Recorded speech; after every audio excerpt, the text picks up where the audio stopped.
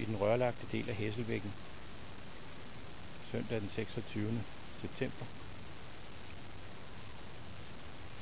Det ses, at der strømmer meget vand. Det ses, at det strømmer helt uhindret. Det ses, at bækken yderligere har sænket vandstanden noget under minimum 30-40 cm koden i Enghaven.